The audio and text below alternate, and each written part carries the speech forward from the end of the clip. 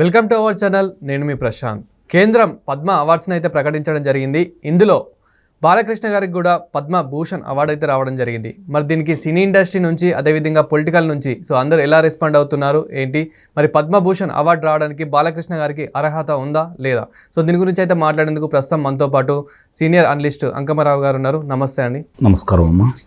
Sir, Balakrishna గారికి Padma Bhushan award రావడం జరిగింది. ఇప్పుడు బాలకృష్ణ గారి ఎవరైతే అభిమానులు ఉన్నారో ఫ్యాన్స్ అయితే చాలా సెలబ్రేషన్ అయితే చేసుకుంటున్నారు. దీనికైతే సినీ ఇండస్ట్రీ నుంచి కానివ్వండి, పొలిటికల్ నుంచి కానివ్వండి చాలామంది ట్వీట్స్ అయితే పెడుతున్నారు.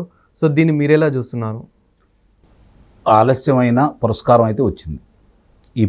ఆలస్యమైన మాట మాత్రం వాస్తవం, అందులో ఎలాంటి సందేహం కూడా ఏమి లేదు. నందమూరి వారసుడిగా, విశ్వవిఖ్యాత నట సార్వభౌమ అన్న నందమూరి తారక రామారావు గారికి వారసుడిగా చిత్రరంగ ప్రవేశంతో పాటు ప్రస్తుతం 3 పర్యాయాలు, మూడోసారి ఇది హిందూపురం నుంచి ప్రాతినిధ్యం వస్తూ రాజకీయాల్లో తండ్రి ముఖ్యమంత్రి, అలాగే బావగారు ముఖ్యమంత్రి, తను 3 పర్యాయాలు శాసనసభ్యులు అయినా సరే ఈరోజు తల్లిగారి పేరు మీద ఉన్నటువంటి క్యాన్సర్ ఆసుపత్రిని విజయవంతంగా నడిపిస్తూ అందరి మన్ననలు పొందుతున్నటువంటి యువరత్న, బాక్సాఫీస్ బొనంజాగా పిలుచుకుని నందమూరి బాలకృష్ణ గారికి ఈరోజు పద్మభూషణ్ పురస్కారం లభించటం నిజంగా చాలా ఆనందం, అభినందనీయం కూడా. ఈ పురస్కారాలు ప్రకటించిన న్యాయ నిర్ణేతలకు కూడా మనం ప్రత్యేకంగా అభినందనలు తెలియజేసుకోవాలి. అలాగే తెలుగువారికి మిగిలిన 4 కూడా పురస్కారాలు లభించినాయి. మరి ప్రముఖ వైద్యులు నాగేశ్వర రెడ్డి గారికి పద్మవిభూషణ్, మిగిలిన 3 కూడా, అలాగే పోరాట యోధుడు మాదిగల పోరాటం సంబంధించి కృష్ణమాదిగ గారికి కూడా, వారికి కూడా మందా కృష్ణమాదిగ వారికి కూడా పురస్కారం లభించటం అభినందనీయం. ఆయన ఇప్పటికి మామూలుగా ఒక పురస్కారాన్ని ఎందుకు ఇస్తారు? ఆయా రంగాల్లో విశిష్టత సాటి ఉంటేనో, సేవ చేస్తేనో కేంద్ర ప్రభుత్వం గుర్తించి ఇస్తారు. ఇప్పుడు ఆయనకి 50 వసంతాలు పూర్తయిపోయినాయి చిత్రరంగంలో ప్రవేశించి. అది ఒక అర్హత.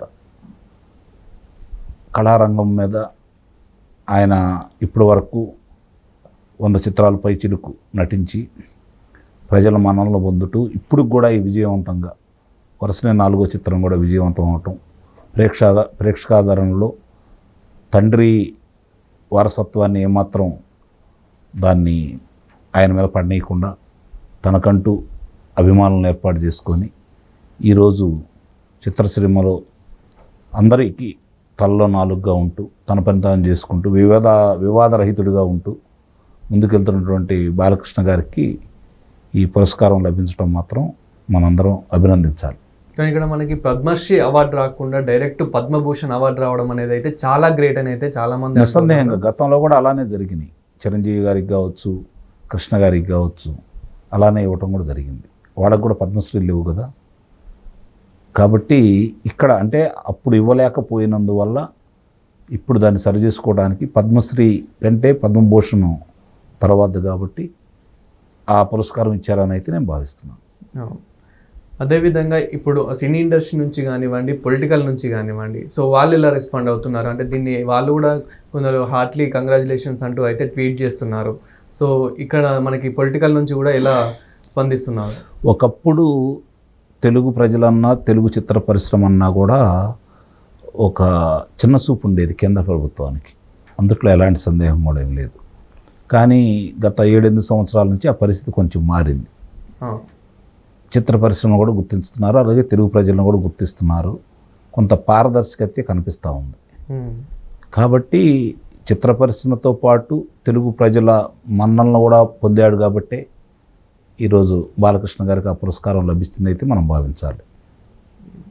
అదేవిధంగా బాలకృష్ణ గారితో పాటు ఏపీలో ఇంకా 4 కూడా పద్మభూషణ్ రావడాన్ని కూడా చాలామంది అయితే సెలబ్రేట్ చేసుకుంటున్నారు. అదేవిధంగా తెలంగాణలో అయితే 2 పద్మ అవార్డ్స్ అయితే రావడం జరిగింది. ఇప్పుడు బయట రెస్పాన్స్ ఎలా ఉంది? అంటే అదే చెప్పాను, మామూలుగా అభిమానులు ఆనందిస్తారు, తెలుగుదేశం పార్టీ వాళ్ళు స్వాగతిస్తారు, కానీ తెలుగు ప్రజలు కూడా స్వాగతిస్తున్నారు. ఇక్కడ గమనించుకోవాల్సిన అంశం ఏంటంటే బాలకృష్ణ గారికి ఆ పురస్కారం రావడం అనేది తెలుగు ప్రజలు కూడా స్వాగతిస్తున్నారు. చంద్రబాబు గారు కూడా స్పందించడం జరిగింది. చంద్రబాబు గారు కూడా ట్వీట్ చేయడం జరిగింది దీనిపైన. సహజంగా ఎవరికి పురస్కారాలు లభించినా ప్రభుత్వ అధినేతగా, ముఖ్యమంత్రిగా ఆయన అందరికీ ఎవరికైనా చెప్తారు. అవును. కాకపోతే ఇప్పుడు ఆయన వియ్యంకుడు బావమరిది కావటం ఆయన ఇంకా సంతోషం కలిగిస్తుందని అయితే నేను భావిస్తున్నాను. అదేవిధంగా సార్, మీకు అంటే మా జనరేషన్లో కాకుండా మీ జనరేషన్ నుండే బాలకృష్ణ గారి మూవీస్ అయితే చూస్తూ ఉన్నారు. సో బాలకృష్ణ గారి నటన గురించి చెప్పాలన్నా కానీ, బాలకృష్ణ గారి సినిమాల గురించి మీరు మాట్లాడాలన్నా కానీ, సో మీకు నచ్చిన విధంగా అంటే మీకు నచ్చిన మూవీస్ ఏమైనా ఉన్నాయంటే సో ఏం చెప్తారు సార్? అంటే ఆయన ఒక పాత్రని కాదు, తండ్రి పౌరాణికానికి సంబంధించినంత వరకు, చారిత్రాత్మక చిత్రాలకు సంబంధించినంత వరకు ఆయన గురించి మనం ప్రత్యేకంగా చెప్పుకోవాల్సిన లేదు. రాముడైనా కృష్ణుడైనా ఆయనే, శివుడైనా విష్ణుమూర్తి అయినా ఆయనే, అలాగే ఏడుకొండల వెంకన్న అయినా ఆయనే. మరి అలానే దేవుళ్ళకు ప్రతిరూపాలుగా మనకి రామారావు గారిని పోల్చుకునేవాళ్ళు. అలాగే ప్రతి నాయకుడిని కూడా నాయకుడిని చేసిన ఘనత కూడా అన్నా నందమూరి తారక రామారావుకే దక్కుతుంది.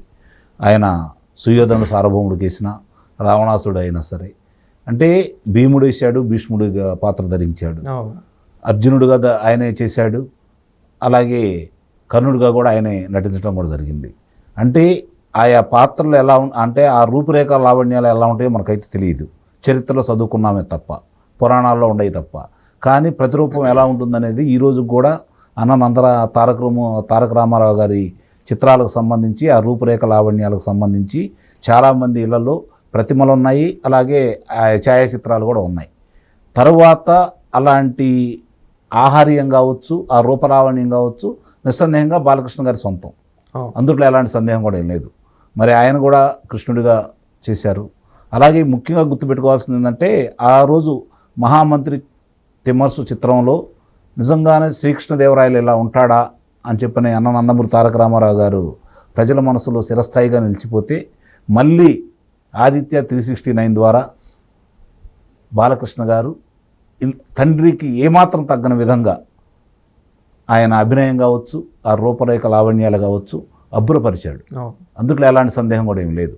అలాగే రాజకుమారుడిగా వేసిన, లేకపోతే ఈ చారిత్రాత్మక చిత్రాల్లో తక్కువ చేసినా కూడా ఆయన ఉన్న చిత్రాలు చూసుకుంటూ ఉంటే ఈరోజు ప్రజల యొక్క పండితుల్ని, పామరులను కూడా మెప్పించుకుంటూ ముందుకెళ్తూ ప్రారంభం నుంచి కూడా ఇప్పుడు 1986లో 6 చిత్రాలు అఖండ విజయం సాధించింది. అది కొద్దిగా అరుదుగా జరుగుతూ ఉంటుంది మామూలు చాలా వరకు చూసుకుంటూ ఉంటే. మరి ఆ తర్వాత ఇప్పుడు చూసుకుంటూ ఉంటే ఈ వయసులో 60 సంవత్సరాల వయసులో ఆయనకి వరుసనే 4 చిత్రాలు విజయవంతం కావడం అంటే మామూలు విషయం కాదు కదా. ఇప్పుడు మీరు ఆయన ఏ చిత్రాలు మీకు నచ్చినాయి అని చెప్పని మీరు అడిగారు. ఒక చిత్రం గురించి చెప్పి ఒక చిత్రం గురించి చెప్పకపోతే ఆయన నటనని మనం కించిపరిచిన వాళ్ళు మొత్తం.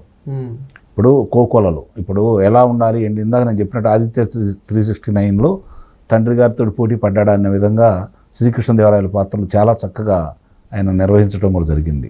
అలాగే చక్కని ప్రేమికుడిగా సీతారామ కళ్యాణం కావచ్చు, అలాగే సమాజానికి సంబంధించినంత వరకు రౌడీ ఇన్స్పెక్టర్ కావచ్చు, కొన్ని చిత్రాల్లో ఆయన మాత్రమే చేయగలడు అనే విధంగా ఆయన పేరు ప్రతిష్టలు తెచ్చుకోవడం కూడా జరిగింది.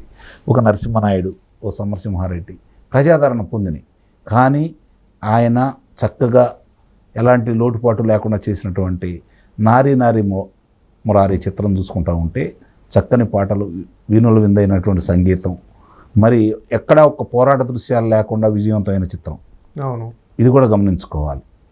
అంటే ఆయన నటనతో పాటు ఆయన చేసిన కొన్ని పాత్రలు ఈరోజు కూడా ప్రజల మధ్యలో చిరస్థాయిగా నిలిచిపోయినాయి, అందుట్లో ఎలాంటి సందేహం కూడా ఏం లేదు. ఒక తండ్రి రారాజు, నిజంగా అతను యువరాజు, కానీ ఆ భేషజం కానీ తన తండ్రి ముఖ్యమంత్రి ఆధిపత్యం ప్రదర్శించడం కానీ ఏ రోజు పరిశ్రమలో లేదు ఆయనకి, అలాంటి చెడ్డ పేరు లేదు ఆయనకి. ఇది కూడా గమనించుకోవాల్సిన అంశం. చిత్ర విజయాలు అపజయాలు అవన్నీ తీసి పక్కన పెడితే ఒక నటుడిగా కొన్ని పరిపూర్ణమైన చిత్రాలు చేశాడు. పెద్దన్నయ్య నాకు నచ్చిన దాంట్లో అది ఒక పెద్దన్నయ్య చిత్రంలో ఆ రోజుల్లోనే ఆయన ఆ పాత్రకి న్యాయం చేశాడు. ఆ పాత్రను చాలామంది కూడా అర్థం చేసుకున్నారు, ఆదరించారు కూడా. అంటే కొన్ని చిత్రాలు మనం ఆయన గురించి మనం చెప్పుకోవాలి అంటే మాత్రం నిస్సందేహంగా మనకి అంటే పండిత పామరులే కాకుండా సామాన్య ప్రజానీకానికి దగ్గరైన అతి కొద్ది మంది నటీనటుల్లో ఆ రోజు రామారావు గారు, కృష్ణ గారు సామాన్య జనానికి బాగా దగ్గరయ్యారు. ఆ తర్వాత తరంలో చిరంజీవి గారు, బాలకృష్ణ గారు. అవును. ఇప్పటికీ ఆ ఒరవడిని బాలకృష్ణ గారు కొనసాగించుకుంటూ వస్తూనే ఉన్నారు. పోటాపోటీగా చిత్రాలు ఇప్పుడు చాలామంది కుర్రవాళ్ళకి బాలకృష్ణ గారు ఆదర్శప్రాయం కూడా. ఎందుకంటే ఈ వయసులో ఆయన చకచకా చిత్రాలు చేసుకుంటూ వెళ్తుంటే మిగిలిన వాళ్ళు మరి ఈ చిత్రాల్లో వెనకబడిపోతూ ఉన్నారు. ఇది కూడా గమనించుకోవాలి. Thank you sir.